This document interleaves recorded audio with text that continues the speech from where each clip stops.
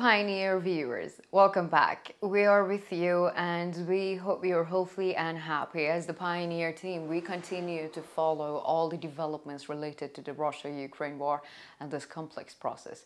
In a moment, we will inform you about the very important developments from behind the front line. One of the most decisive points of this war is the attack on the Russian territory. Attacks are taking place on one after the other in the Russian territory. So the Ukrainian Armed Forces are carrying out attacks on the Russian territory with drones and missiles, while elements such as Free Russian Legion and the Russian Volunteer Corps are organizing cross-border operations. So the recent airport attack is also allegedly carried out by the Ukrainian military intelligence. So, of course, Russian partisan groups are also among the groups that continue their operations on the Russian territory. Recently, it is known that the activities of the Russian partisan groups have been quite remarkable and violent attacks. So in particular, we have witnessed a series of protests in Russia in recent days. These protests have emerged as a platform for the public to express their reactions on the various social and political issues. However, the excessive violence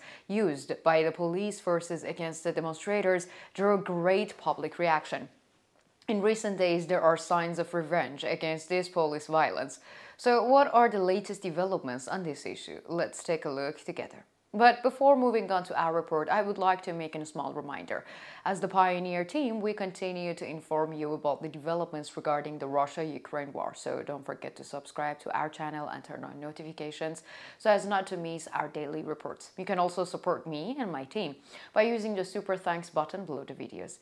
Let's start if you are ready, the Pioneer reports. So the conflict between Russia and Ukraine is still ongoing, and the intense and heroic resistance of the Ukrainian armed forces has caused great fear, anxiety and panic in the Russian leadership and in Russian security circles in general.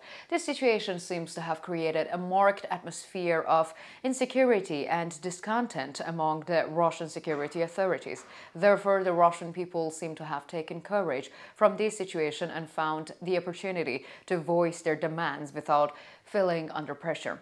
The increasing number of protests clearly shows how the Russian people have utilized the opportunity. So the Russian administration has a very intolerant attitude towards the protest organized by the Russian people. However, this attitude is adopted by Vladimir Putin, who claims that there is a democratic environment in the country where the soldiers supervise vote counting in polling booths.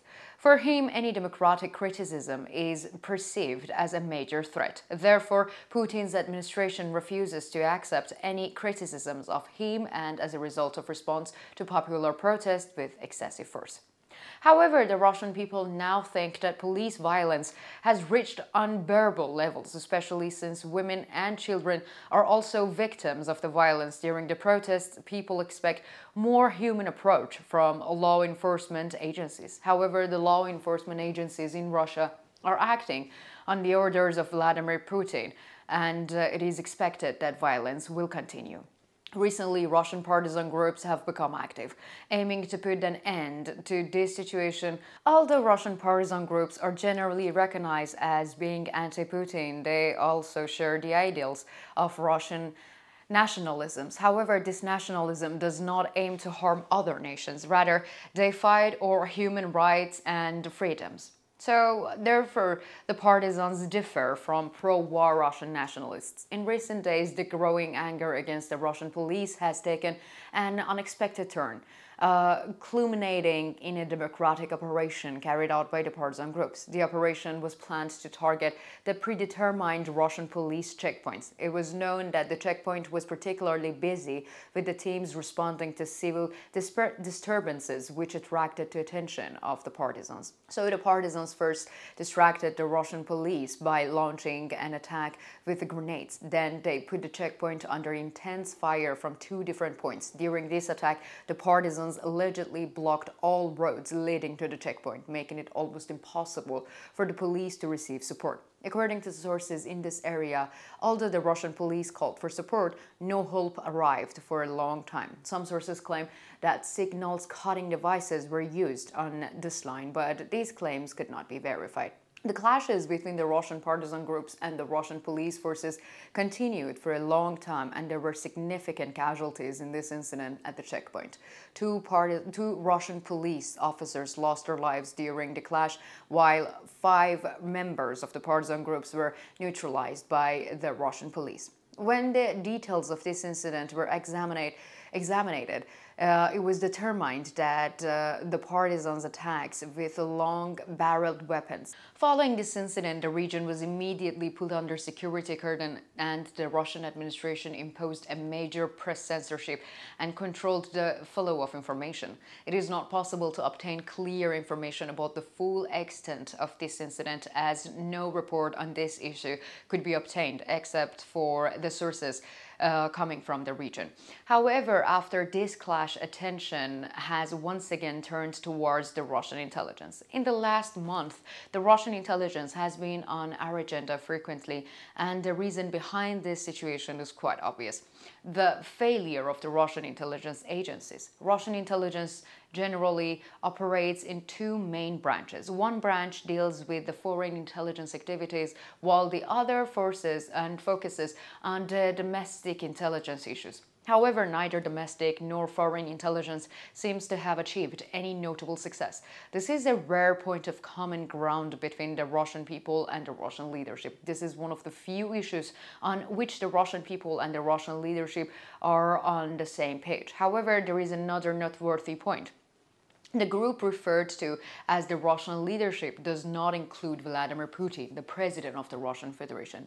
It remains unclear whether Putin has a clear position or influence on these intelligence issues. So, as it is well known, Vladimir Putin himself grew up in his own intelligence organizations. In this situation, causes Putin to turn a deaf ear to the criticisms of the Russian intelligence and his intelligence to act in line with Putin's attitude. However, discomfort may turn into a big problem in time. It will probably take a crisis or a major problem for Putin to realize that he has made a big mistake.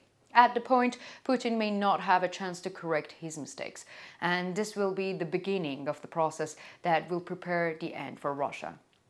So what do you think? How do you think the economic and social problems in Russia under Putin's policies and rule affect the continuity of the protests? How do you think the increase in protests in Russia might affect Putin's rules and stability of the country? And what role might the solidarity of the Russian partisans with the Russian people play in strengthening the opposition to Putin's rules? So, how might the weaknesses of Russia's intelligence services affect the country's internal and external security? Specify it in the comments, because you know that I read and I care a lot about all of your comments.